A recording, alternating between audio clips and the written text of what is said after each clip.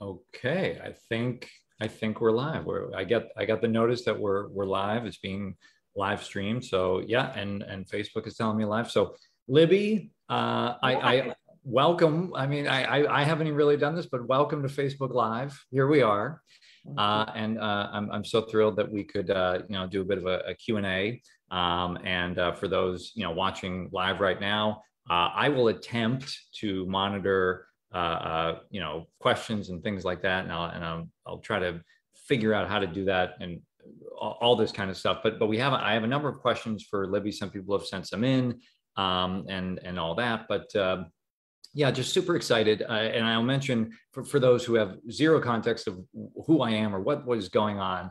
Right. My name is Nathan Agan, and I'm the host and producer of The Working Actor's Journey.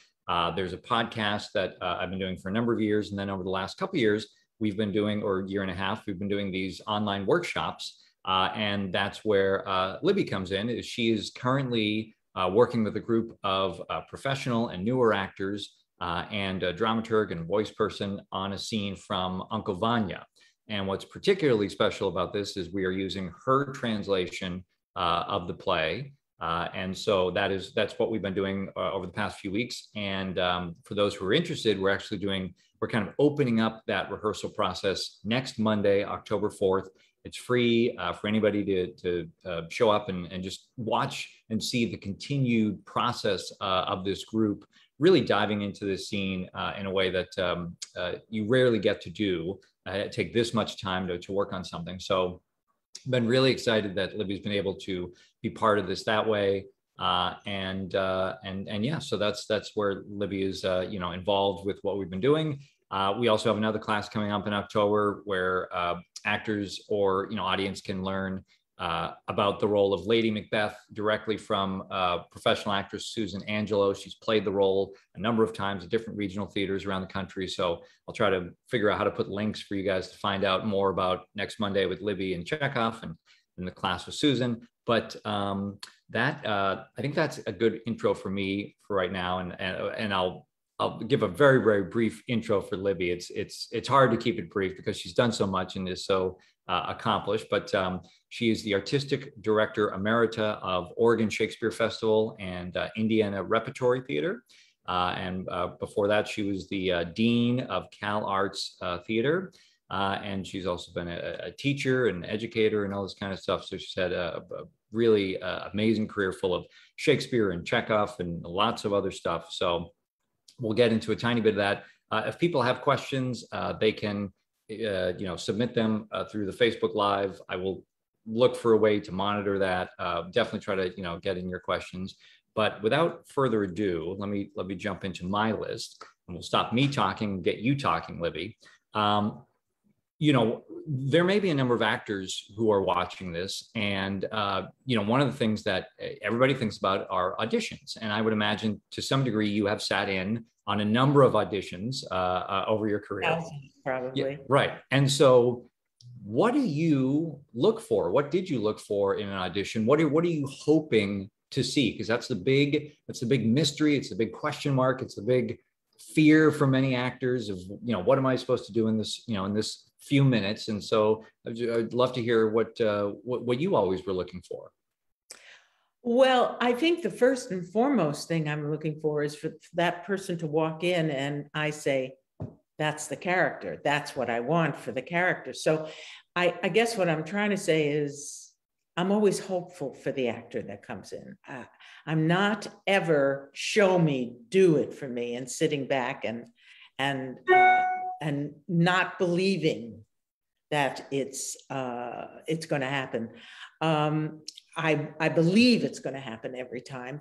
And I think if an actor walks in, if the actor has done some prep, I must admit that I am a person who looks for skills, not just the essence of the being, but skills. If you've practiced your craft and been part of a theater environment or a grad school environment, that's going to be important to me. But it's just a sense of, I want this role. I think I'm right for this role, and I'm coming in to get this role.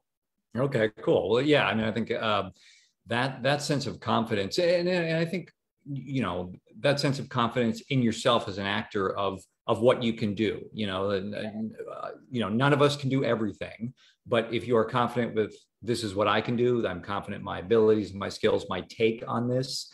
And that's, you know, that's all that's in your court. And then a lot of it's just kind of up to fate, you know, if that's a match for what the director or the team might be looking for. Right, exactly. Cool. Well, great. And I can see now, I think I got my layout here. Yeah, I see we have a number of people watching, and let's see, Annalisa Blake Wasden Oh, is so hi. excited. She said, thank you for the invite. Can't wait until next Monday. Love learning from Libby. She's such a force. Wendy Radford is here. So great to see your face. Wendy. So see, look at this. We I'm happy to hear that they're here. Bring you into the 21st century with these kinds of things. You're struggling though, aren't you, Nathan? It's No. not easy to bring me into the 21st century. Everyone who deals with me knows that. I'm way behind. That's okay. That's okay. Sticking with actors for a second, and I'll quickly say for anyone watching, you know, now that I can see the chat, feel free to drop in any questions and I'll try to pepper those in. But sticking with actors for a second, what do you feel is the job of the actor before the first day of rehearsal? Oh, that's good. I want, if it's available, of course, sometimes it's a new play and the pages are coming out as people are walking into the rehearsal room. But if at all possible, I want actors to have read the play and I want actors to, I should have said this too about auditions. I want actors to have read the play before the audition so that they're not just working on one tiny little moment, but that they show that they've got a grasp of what this play is doing. I can't always tell if they've read the play before the audition, but I can tell you that it will always inform the actor if they're aware of what that is. I have a beautiful, wonderful granddaughter who is studying acting at San Diego State. And she mentioned to me that she had auditioned for something and I said, oh, I know that play pretty well. Did you read it? She said, no. Well, I gave her, there's no daylight there. You never walk into an audition again if you haven't read that play. Sure. Well, okay, great. Well, that's great. And we're getting lots of people. This is probably no surprise to you. Lots of people love you and are so excited, you know, to learn from you. Let's see some of the other people joining us. Let's see, and I apologize in advance if I butcher any of these names, but David Hachoy, Dodie Palmer, Gail Silver, William Bloodgood, thank you all so much for being here. And they all say hi, they adore you. Let's see, Ian Patrick Williams, one of my best teachers, directors. That was 150 years ago, Patrick. That was in 1970. I think that's only 50 years ago. You can leave off 100. Feels like 150. Okay. Let's see. D. Maskey. Maskey, one of the great actors of the world. Oh, cool. She says, hi, Libby. I'm still here. Me too, Dee. Me too. Michael Barakiva. Okay, great. We have lots of people tuning in. This is wonderful. PK Smith had a question. I wonder in what ways you feel that Chekhov has influenced the works of Tennessee Williams. Oh, yeah. I think all of the great modern playwrights, they're called modern. I mean, now they're long gone, but the modern playwrights like Tennessee Williams and Arthur Miller and William Inge were very influenced by detail, the detail that Chekhov chooses, the lyricism, and people don't always think of that when they think of Chekhov, but I try to instill that they're very lyric. And Tennessee Williams, who is extremely musical himself, I don't mean he plays an instrument, I mean his plays are musical, they're pieces of music. I'm quite sure it was influenced by Chekhov. I can tell you without having ever spoken to him, that Samuel Beckett couldn't have written without Anton Chekhov. Couldn't have.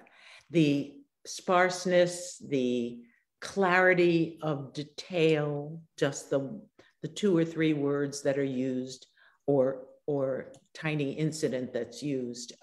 I've directed a lot of Beckett, Samuel Beckett, and I could feel Chekhov hovering around my shoulder. Very cool. Very cool. Yeah, it is really interesting, especially as you go deeper into, certain plays that have come later, and you really start to see patterns, and you see where they may have been inspired, or, as you become more familiar with material, you start to see like, okay, yeah, I can see where they, may have been inspired by this, element or these elements. But like I said, that detail, I think that's really cool, because I think that is something that has come up in the rehearsals, in the discussions that you guys had about Uncle Vanya, just, that level of detail, and really thinking about all the different things that are going on in the house, the weather, just all these elements that are so critical to playing the scene and understanding the scene. And that's real life too, isn't it? I mean, I'm being influenced today as an absolutely beautiful day, of course, in Santa Barbara. And that's influencing my mood, my temperament, the way I'm feeling. Sure. Everything influences us without our writing down the given circumstances of our own lives. But that's what's going on. Chekhov knew how to pick the details that would influence the actor. He's always writing a score for actors. Yeah, absolutely. Okay, cool. Let's see.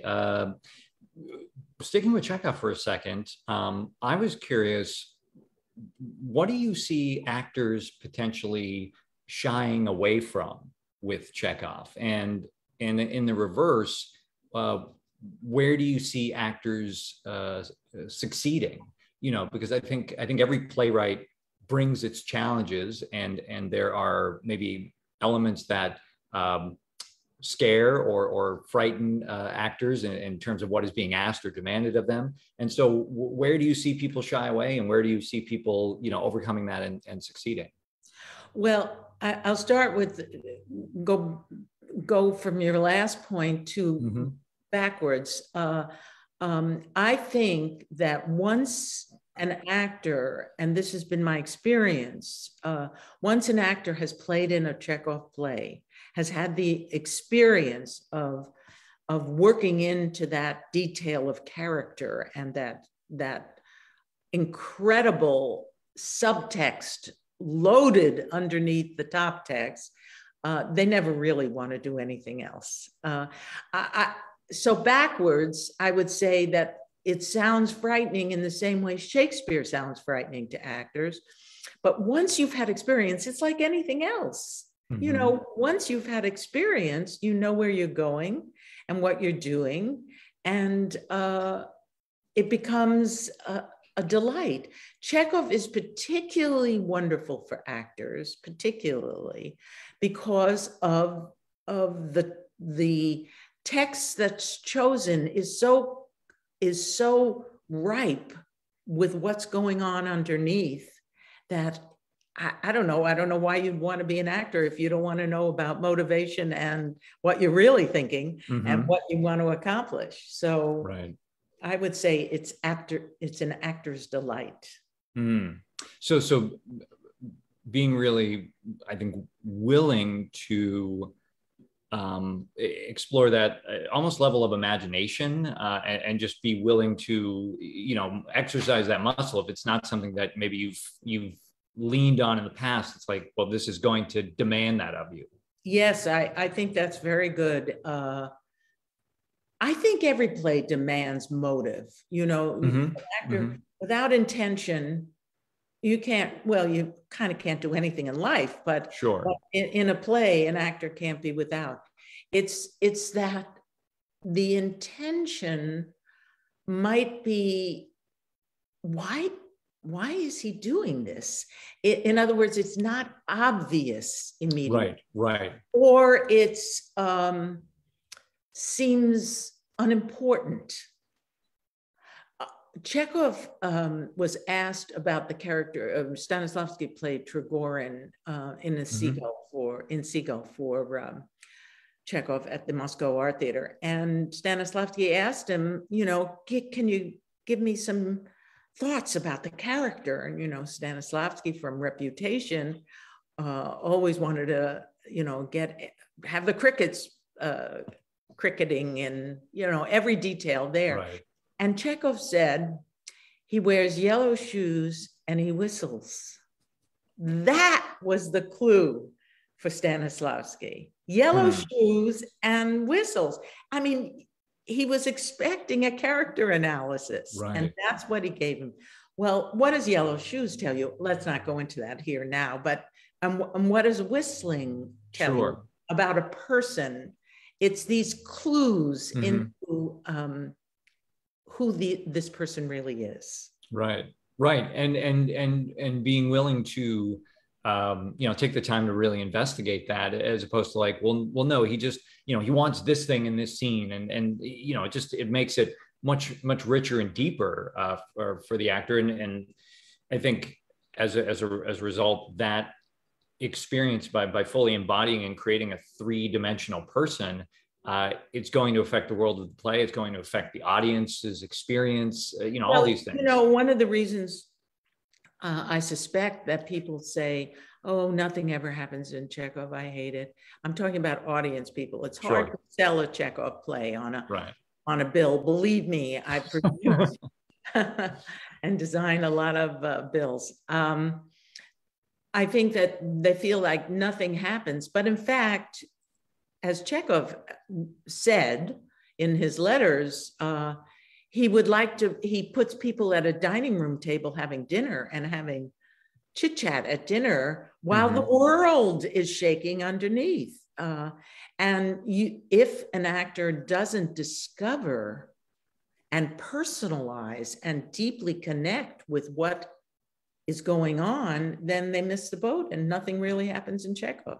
But in fact, everything is happening, and it just takes a discovery process and patience to let yourself find it and connect with it and connect with your partner. Great, wonderful. I see a couple other comments coming in. Annalisa asked, how important is the role of the dramaturg to the director, actor in production? How have you used the dramaturg in your productions? Well, Annalisa is a wonderful dramaturg.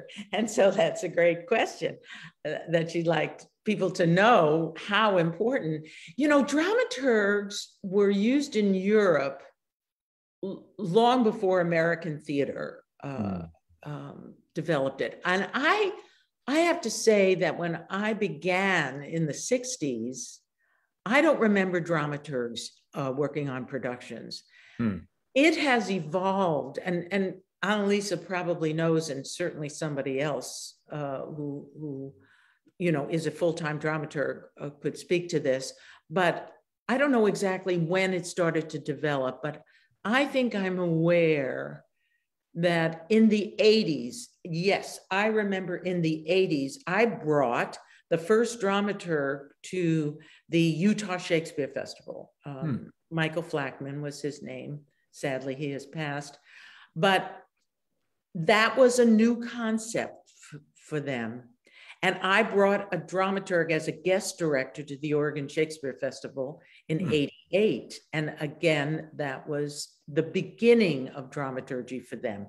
Hilary Tate had already begun doing that, but it wasn't called dramaturgy then. It became realized that it was a European phenomenon. Now, a dramaturg is there to just like a voice person or a movement coach, or is there to support that particular production. And usually a dramaturg, if you're lucky, to have a dramaturg as a director, it's the greatest resource, because that person helps you do all the resource materials, do all the history of the circumstances of what the play is doing, and stays in tune with the text all the way through. So a dramaturg works up until opening night in the same way a voice coach does, listening for accuracy. And the thing that I have always loved about dramaturgs is they're, generally speaking, the most generous people. They will look for things and find out what you still need to know. Oh, I think I can get you something on horse and carriages, you know, when I'm just thinking about Three Sisters, when Natasha goes out and the bells are ringing, and it's important to know what that troika is outside with Protopopo. Okay, I'm going off on a tangent, but dramaturgs support the production in very meaningful ways. And I'll just add here, like that's been one of the really wonderful parts of a lot of the workshops we've been doing, including the one that you've been part of, Libby, is actually Allison Horsley, who helped you write those new Chekhov translations. She did the literal Russian to English. Right. So, which is a skill in and of itself. Yes. And so we've been able to bring her in. And what's even more exciting is she's based in New Zealand now, but we can still bring her into the virtual room. And she's there as a resource for the actors, for Libby, to, you know, talk more about what the summers would have been like, or where Chekhov grew up and what he might have been thinking about, or what might have influenced him, and all this kind of stuff. So it's really exciting. And it's been exciting over the months to see just how deep everyone can go with that addition of the dramaturg in the room, because, you know, you can't expect the director to know everything, and there's not time for the director to go into everything. No, but part of a director's work, and always has been, is to do a great deal of research before you. I mean, I think it's really important. I'm probably insulting somebody to say this, but I think it's really important for directors to be prepared, to really know what their play is doing. That doesn't mean you're not open in rehearsals to discovery. Constantly you're discovering. Right. But real planning and research needs to be done. A dramaturg who is part of that team will often lead you into where you need to do research before you begin with actors. So it's an excellent combination. And I think theaters are lucky when they have a dramaturg on staff. Yes, and I hope more and more theaters continue to value that resource and add that into the budget. I think there's a lot of things that get cut when you know they want to produce theater, and but we need costumes and we need sets, and I'm not taking anything away from the value those things bring, but there is something to be said about really being able to understand the material that you're working on and have all that, you know, have those resources. And to help tell the story. That's what you're doing, is you're telling stories. Yeah. Well, I want to jump into, it's a topic I think that still resonates today. And it was something that you were working on as an artistic director. You know, a lot has been written about when you were working as an artistic director at both theaters, how you wanted to create a more diverse atmosphere. And we are even, I say we, me and perhaps others are even more acutely aware of those goals still today, you know, 20 to 30 years later. And how did you go about, you know, achieving that? I mean, and then I know that's a very large, broad question, but, you know, it's more like, what advice might you have to share? Because I'm sure there's always going to be some ruffling of feathers, but what is the path forward if somebody is, you know, leading a theater company or part of a leadership team, and they have a commitment to more diversity? You know, you were doing it 20 to 30 years ago, and I'm sure it wasn't always welcome. So 50 years ago. Yeah. So even more, and it probably wasn't always welcome. So what was your path forward through that? Well, it was always important to me. And I'll tell you the major reason. It wasn't, I kind of need to apologize at this. It wasn't because of social justice so much, is that I thought it made the plays better. I thought it really elevated Yeah. the art. And I'll give you, I mean, in 1974, 76, I did a play called Hotel Baltimore by Lanford Wilson. Mm-hmm. And there's a twins in the play. And I had an African-American man and a white woman play the twins. Each of them brought so much of interest to it. I mean, for me, it was important. And I'll tell you a story that means a lot to me. When I did, I've always looked for diversity in casting because I think it's richer. And when I did King Lear at the Oregon Shakespeare Festival in 97, I think. Mm-hmm. Anyway, I had, well, there were many African-Americans in the cast, but an African-American man by the name of Tyrone Wilson, who's still at the Oregon Shakespeare Festival, wonderful man, a beautiful, beautiful person, played France, the guy who takes Cordelia and marries her and says, you know, to Lear that he loves her. And Right. Lear is trying to push all these suitors out. This is when in the first scenes of the play. And one time in rehearsal, because Tyrone is such a family person and so demonstrably joyous in one time in rehearsal, you know, usually these suitors are all straight-laced and put together, and I don't remember any of the language in it, but it doesn't allow for a free flow. But Tyrone was so thrilled to get Cordelia in his arms. He just swept her up and said his lines about he wants to marry her. And I learned something about the play. Well, of course, I'm constantly learning from actors, but I learned something because Tyrone was not afraid to use his impulse, and his impulse comes from his background. Right.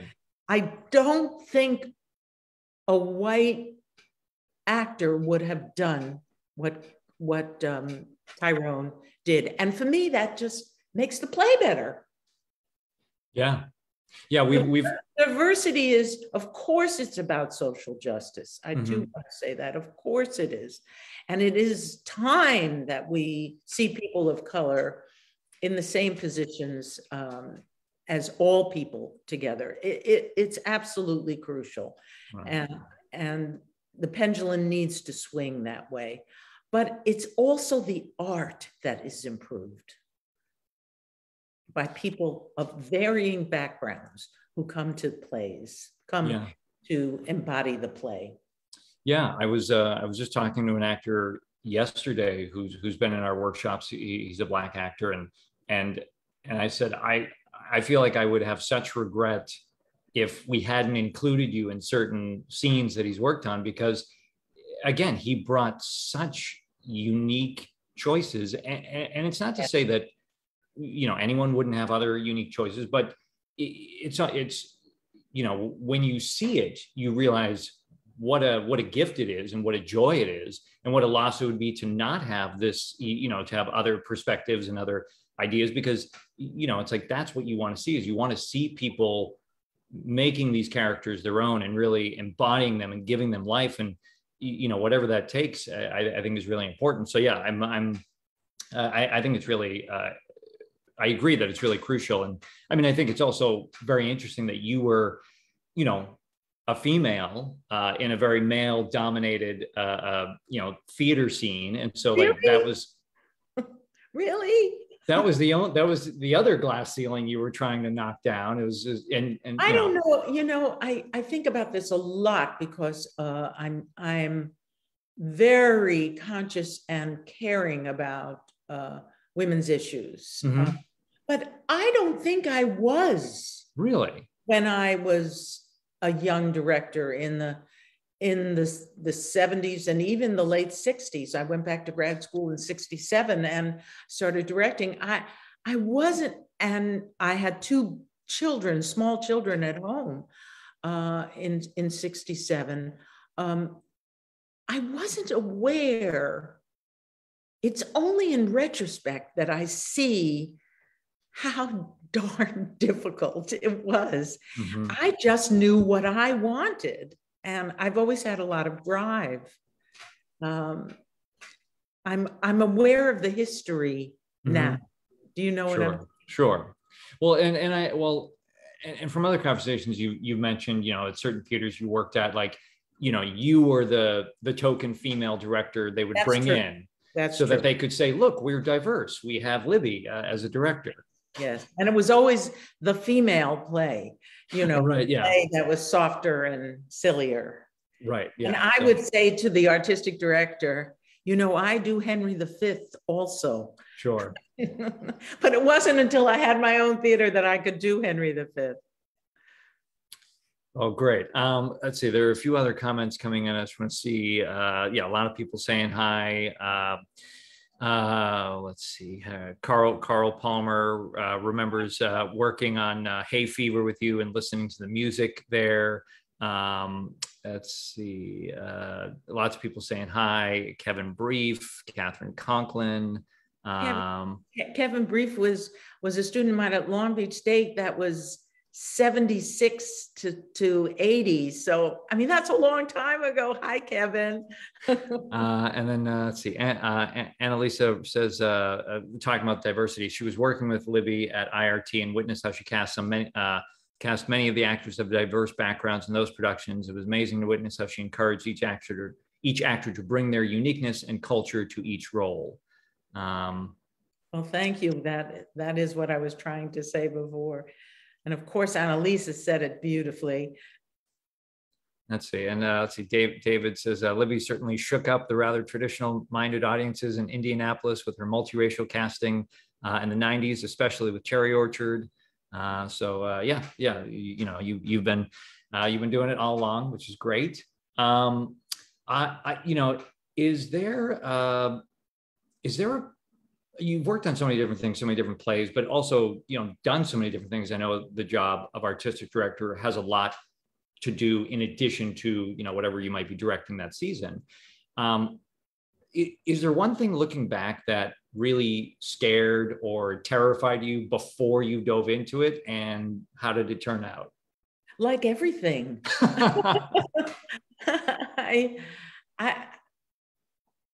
I don't know how to choose one. Like everything, every new play play. I did my first Shakespeare in 1974 with Judith Ivey, the fabulous actress Judith Ivey, Larry Russo, a number of wonderful people, Glenn Kovacevic. It was Two Gentlemen of Verona. And I mean, I was so terrified. Just like an actor, I had never done Shakespeare before. And while I had studied it, I had never acted it myself, acted in a Shakespeare play, and certainly never directed it. And I had a dear friend who was very smart, and she would sit with me and teach. This was before I went into rehearsal. Teach me the rhythm of each line, iambic, pentameter, and how all of the rhythms worked. And she was so patient with me, and it helped me a lot. But you can imagine how terrifying that was. And while Judith Ivey wasn't the star that she became, the Broadway brilliant actor that she became, she was pretty fabulous. So it was a demanding environment. And I don't know why I should remember Two Gentlemen of Verona, one of the least important of the plays, but. It was the first one that terrified you, but I guess maybe on some level you were like, if I could get through that, I can get through anything else. I guess that's true. I don't know. I really believe that you need to be a little scared of everything, just a little bit. It puts an edge on what you're doing. Before I began doing the workshop with you and your team, I thought, gee, can I still do this? I was a little scared. I think that comes with the territory. And I think it comes with we're always putting ourselves and our, actors put themselves out there. Mm-hmm. They're there, and it's their choices and their personalities and their emotional plate that's being used. Well, directors do too. The choices, the way the play is shaped, the way the themes that are brought out. And it's all, for me, it's always terrifying before the first audience comes in. It's always terrifying to start on the first day of rehearsal, but it's also terrifying when the first audience comes in. And I'm always sure that they're going to hate it. And a lot of times they do. And it hurts your feelings so much. But I think fear comes along with it. Well, and, to be honest, we were probably both a little nervous before we did this today, and in the few minutes. Exactly. How's it going to go? and then you start doing, you're like, oh, okay, it's fine.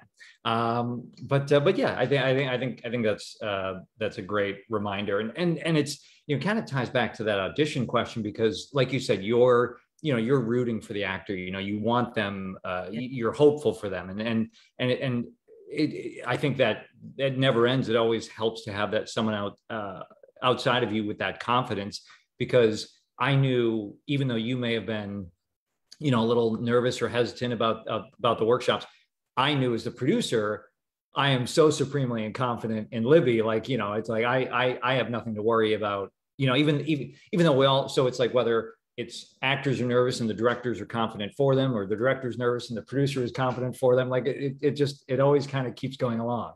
Yes. But yeah, it's helpful to have that, to know that external support is out there, that and the audiences typically want to come see a good play. They don't want to be disappointed. Oh, of course. They paid money to sit in that seat, and they're giving their time, and they're giving their free time in life from whatever is their work experience.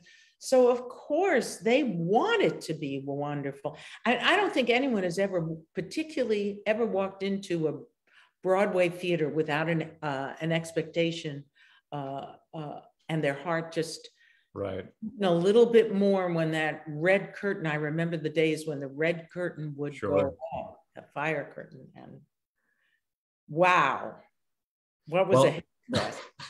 Well, we talked about the Two Gents production that you started with, and actually a couple comments came in.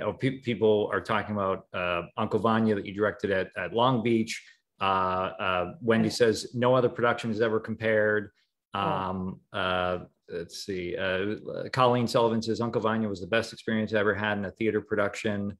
Caitlin Morgan, I have done Vanya twice. The one with Libby was exquisite. Let's see. Nice. Beautiful Sonia. Perfect Sonia, Caitlin. And Ian, Patrick Williams said he played the Duke in that production of Two Gents. Yes. How nice to remember that. Oh, I love doing this and hearing from people. This is great. Okay, so I was curious, was there ever a play that drove you nuts, like in terms of feeling like, geez, I just can't wrap my head around it, or this is still eluding me, one that kept you awake at night, or again, was that there every are play? Many that kept me awake at night, many, for many different reasons. I did a play called Death Watch by Jean Genet, and I don't know if you know Genet, but it's out of that existentialist school of the 40s and 50s, and it's cruel.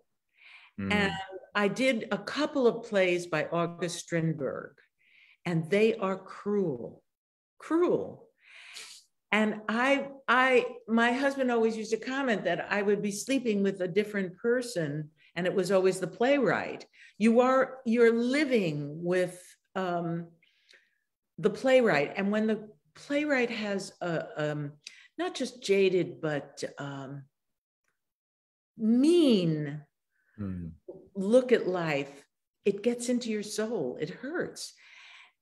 The thing that saved me with Samuel Beckett, because his stuff is tough, is how perfectly musical it is, how he tells you exactly when to pause, exactly when you have to be on rhythm with it. And so it becomes a song, and that's wonderful. But the content is very sad. And, you know, what does the world mean anyway? And why are we alive anyway? That's a pretty difficult message to live with. So I would say I've had a lot of difficult experiences, but it's always joyous when you find solutions to plays. I probably could name some that I didn't think were successful. I'm not going to do that. but the hopefulness, I don't think, is there an actor alive who hasn't walked into that first rehearsal and said, oh, this is great, I can't wait. You know, otherwise don't do this. It's too hard a profession to be in. And that's true for a director. Every time you take on a play, you want it to be the best thing you've ever done. I see Kevin C.K. Berg has a question. He says, hi, Libby. Such a joy to see this. What is the single most helpful thing a director can do for an actor in the rehearsal process? Do you have something you can point to or say, if a director can really do this, or, you know, help in this way? Probably there are several things, but one of the things is to give the actor the space, meaning the time and the support, to discover. You don't always have the time for that. But I am a great believer in actors' imagination, so they wouldn't be doing this. It's too hard, as I've been saying. And when an actor has the chance to explore, to use his or her imagination, I, the director, am always learning something. So it makes a huge difference to a production when actors have brought their imaginative responses. I do think you always need a director, because you always need someone to shape those choices from the actor, and you always need someone to shape the scenes and the through line of the play. It's crucial. And also a director presents the strength of the scenes, the themes that the play should be about, because Shakespeare is so full of themes. So every single play has so many ideas in it that you have to choose a direction, if you will, of how that, and to give actors the opportunity to work within that, to bring their response to those themes is tremendously exciting and important. Did I answer your question? I think so, and well, I guess I'll have to answer on behalf of Kevin. Though he can make a comment if he has a follow up. But yeah, no, I thought what you said was beautiful. Carl Palmer, right? That was I had a question there, I think, right? Yeah, Carl Palmer. He was curious. What was your path to becoming a director, Libby?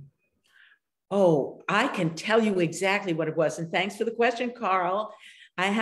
We've been connecting with each other from Facebook. I was Carl's teacher at Cal Arts in probably the mid to late 80s, but maybe it's early 80s, I'm not sure.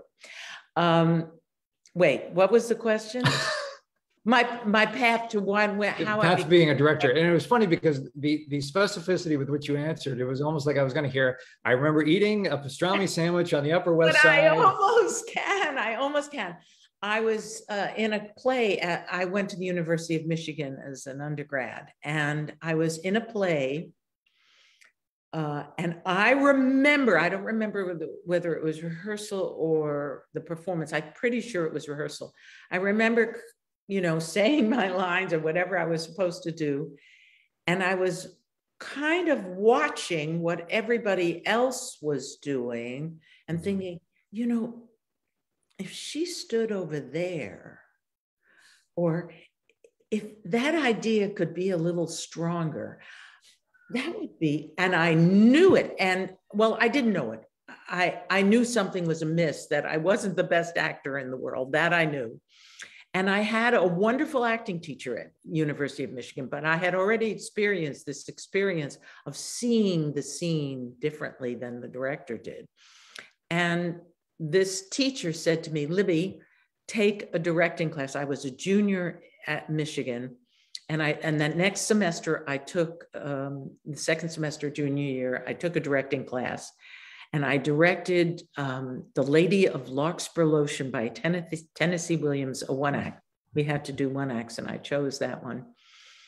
Deeply touching and beautiful little gem of a piece by Tennessee Williams.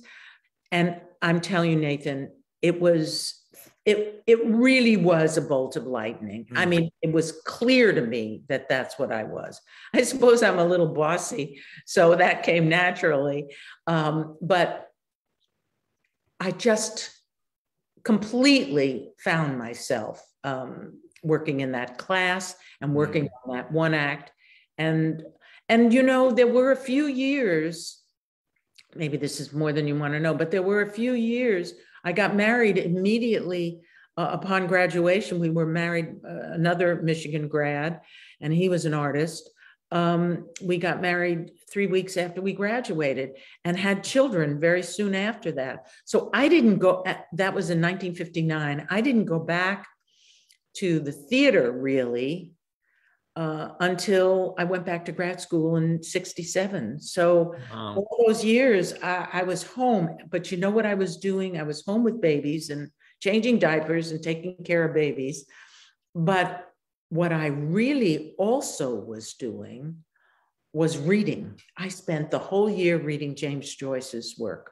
I spent the whole year reading Dostoevsky and Tolstoy, and, you know, surrounding Chekhov. I was always reading Chekhov, but they were serviceable for what was ahead. I didn't know that they would be. I was just reading out of the joy of reading. I'm a tremendously avid reader. But all of that played in to when I went back to grad school and started directing seriously.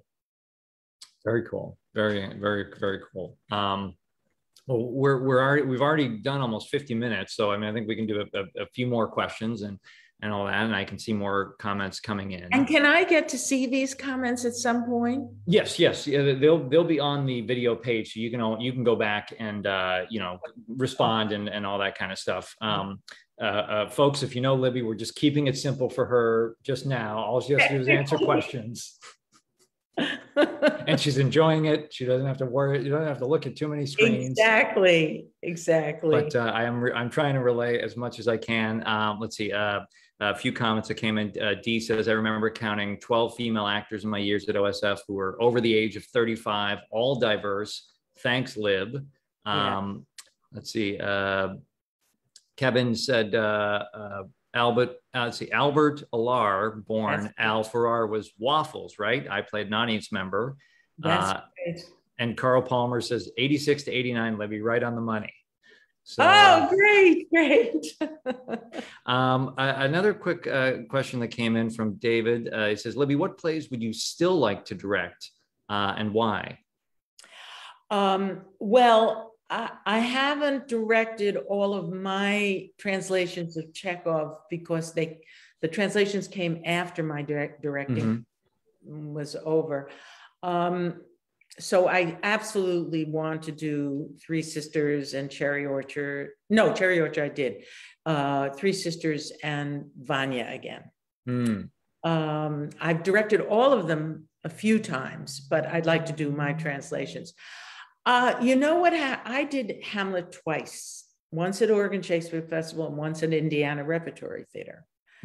And they were both interesting productions. I had two fabulous Hamlets and wonderful actors in all of them. But I remember distinctly sitting in the back of the Elizabethan Theater at OSF and watching Hamlet with an audience. This was my second production and of it, and thinking, oh, I didn't get that right. Oh, I see. So I immediately thought, I need to do that again. I never had the chance to do it again, and that's fine. I could never do a Shakespeare. I can't direct anymore. It's too late for me. I'm too old for it. It takes too much stamina and too much intense focus for me to do it. But there are probably thousands of plays that I'd still want to do. Well, I feel honored that we have you for at least once a week where you get to dive into Uncle Vanya, and you're fabulous with it. And I know it does take energy to do it, but at least it's not the whole play. So at least we can really go deep on one scene of Vanya. So and with wonderful actors, by the way. Yeah, I'm enjoying working with them enormously. Yeah, and I put a link for people on Facebook. And I'll try to make sure that's highlighted. You can come see, I'll mention it again, this Monday, October 4th, we've been working weekly, and you can see the final workshop week, just a continuation of everything people have been discussing and working through the scene. It's a scene from Act 2 of Uncle Vanya with Libby's translation. And yeah, I think it'll be really enjoyable and a very diverse cast. And so, you know, that's exciting on a number of levels, a lot of different perspectives and things like that. And people have really been enjoying it. So I hope some of you are able to make that. It is free to attend that. Let's see here. A couple more comments. Kevin Brief says, by the way, how great does Libby look? Oh, stop it. We're 84, Kevin. I'm 84. That's old. No one would believe it. Lisa Volpe says, sending love, Libby. Lisa was a wonderful Paulina in Seagull. Yeah, Seagull. Yes, yeah. Let's see. And then Gail Silver says, dear Libby, you're still the vibrant, beautiful human I used to see riding on your bike, probably going to Goodman at the time, where I experienced you as well. I always feel joy when I think of you. Thank you, Gail. So yeah, lots of positive comments coming in. I just have one more question, then we'll do like kind of I have a quick lightning round. But when you were the Dean of Cal Arts, what was your hope for the students? Because every year, you know, every school, every program, you know, is releasing more, you know, new young actors out into the world. And did you have a particular hope for the students that were graduating from Cal Arts Theater in terms of what you hoped they would learn, or in terms of how to be artists in the world? Was there a particular, you know, anything that you would really crystallize, like, this is what I'm hoping these actors go into the world with? Well, I hoped that they went into the world. This was between 81 and 90. I was at Cal Arts. That they went into the world with skill, something that I said very early in our conversation, with skill and I guess passion. I've seen too many heartbreaks. You know, acting is just an impossible profession because it too often has rejection, and it has rejection of you personally. It feels like you personally when you're an actor, and that's a terrible thing. It shouldn't happen to people, because everybody brings something beautiful to what they're doing, if they're doing it sincerely and with care. So I wanted actors to have passion, but I guess I also was hoping that they would be prepared for the slings and arrows. And it is interesting. I started teaching in 1970 at the Goodman Theater. And in fact, Gail Silver, that's where I knew Gail Silver. And that's where I knew Ian Patrick Wilson. Some of the most brilliant actors, and there were many because this was a really fabulous conservatory, you know, became real estate salesmen or couldn't make it out there. Yeah. Because the profession is so demanding and cruel. I'm using the word cruel a lot today, but it's coming to me. Well, I don't know. Are you familiar with the book, The Four Agreements by Don Miguel Ruiz? No. Okay, so in a very simple, it's something that I've been kind of looking at, and I had a conversation with somebody yesterday, but the 4 agreements he writes, and I may be paraphrasing slightly, but always do your best, never take anything personally, don't make assumptions, and be impeccable with your word. You know, those are kind of like and as you were talking, a lot of them were flying around in my head, because it's like, yeah, as actors, as artists, a lot of that ring true, that, you know, that's, if you can focus on those 4 things, and he writes a whole book because it's not easy to do those things. But if you can, you know, point your ship in that direction, I think you're going to be, at least probably have more contentment and more calm in your life, just because you're not worried about all these other things that are flying around. Absolutely. Well, let's see. There's a few questions coming in. Erwin is your son, right? Yes, I have. Both my children were actors. Okay, so Erwin made a comment. If you're 84, what does that make me? 60. Okay, all right. Everyone's being outed today. Let's see. Caitlin Morgan says, I'm a Vanya and Libby groupie. Hope to be present to watch this next week. 84, we should all be this dynamic. Let's see. Rick Milliken, yeah, there's no way you're 84. You look fabulous, from Annalisa. Okay, yeah, lots of love coming in. Lots of people who do not believe you're 84. Oh, I'm sorry I even spilled the beans, but it just came out. Well, see, now you've entered a phase in your life where, you know, it's exciting to be transparent about your age, where, you know, for so long, you know, you don't want to say what you're at. And now it's like, hey, now I'm 84. I'm out there. I'm living it. When I graduated from Northwestern, my graduate work in theater, I was 32. And I remember thinking at that time, it's too late. I'm too old. I'll never make the scene. You know, our perceptions of ourselves are very often the biggest barrier to success. Yeah. That's why, you know, back to your first question, Nathan, an actor needs to walk into an audition with a sense of confidence about themselves. Mm-hmm. Mm-hmm. Yeah. And little did you know, 50 years later, you'd still be, talking about this and looking back at a whole lifetime, of work that you did. So, everything can seem so, time can seem so fleeting, as you're experiencing it, but there really can be a lot of it. So, all right. So there have been some great comments. I really appreciate everybody coming in. I have a quick lightning round, and I pulled together 10 questions. And basically, these are this or that. So we're going to find out even more about Libby Appel. Oh, no. I'm going to, don't worry, these are all first, no matter what else you offer. What's that? Chocolate is my first choice, no matter what else you offer. I was like, do I ask the chocolate? Well, for me, the chocolate question would be chocolate or dark chocolate. It's not even a choice. We'll start the dark chocolate. But okay, so all right, I have 10 more questions. And we'll find out a little bit more about Libby Appel. So, all right, number 1, sunrise or sunset? Oh, sunset. Okay, coffee or tea? Tea. The mountains or the beach? Oh, love them both. All right, salty or sweet? Sweet. Sandwich or salad? Sandwich, sadly. Always would choose a sandwich. Book or movie? Book.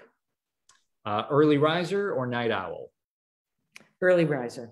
Okay. Summer or winter? Summer, winter. Spring. Okay. Autumn. As Vanya says, autumn roses are so beautiful and so sad. Perfect. Fruits or vegetables? Vegetables. All right. And then number 10, this could be very divisive. Dogs or cats? Oh, I've been a dog person my whole life, but I have a cat now because I can't really take care of a dog anymore. And I love my cats so much that it's very hard for me. I can't live without either one of them. I'm an animal person. All right. Okay. Well, we'll give you a pass on that one. And actually, that allows me to say that next Monday, for people who come, you can grab a ticket for free. You also have an opportunity to make a donation to the World Wildlife Fund. You know, I opened that up to the directors to pick a charity, you know, that resonates with them. And that was one of the ones Libby mentioned. 100% of what you contribute will be sent on as a donation to the World Wildlife Fund if you attend the Vanya workshop presentation. And that is another thing where even if you can't make it live, we'll send you a recording so you can watch it and check it out. But really, really love that everybody's been able to do it. Look at that. We're almost perfectly 1 hour later. So this has been wonderful, Libby. I hope this was my first Facebook Live. I hope you enjoyed this Facebook Live. I did. Thank you. And it was so wonderful to hear the comments from folks that I haven't, you know, had other than the most glancing touch. Of course, Dee Maskey. I spent a lot of years at the Oregon Shakespeare Festival with Dee Maskey, one of the great actors of all times. Great. Well, everybody that's been here, you know, this page will stay up, and so you can come back and make other comments, and I'll make sure Libby has the link so she can see your comments and all that kind of stuff. A couple more that are just trickling in. Elaine Devlin Beagleman. Hopefully I'm saying your last name right, Elaine. 40 years after CalArts, I'm still learning from you, Libby. Thank you for sharing your experience and wisdom. Love you. From Rick, that was this was completely fun. Who was from Rick Milliken. This was completely fun. Julia Gibson, thank you, Libby. It's always inspiring to be in your presence, even via the internet. Okay, so yeah, everybody's enjoying it. Rick wants us to do it again, so we'll see. But yeah, really, really wonderful to talk with you this afternoon, Libby, and I hope to see more of you next Monday and more of what we're doing. So, but that's it. I think we'll sign off from here. I'll end this. Just leave the meeting. Tell me what to do. You can stay here, Libby, for a second. I'll stop the broadcast. But thank you all so much for tuning in on Facebook. Yeah, we'll hope to do more of these soon. You know, either with Libby or other guests. But yeah, stay tuned. All right, everybody have a great rest of your day.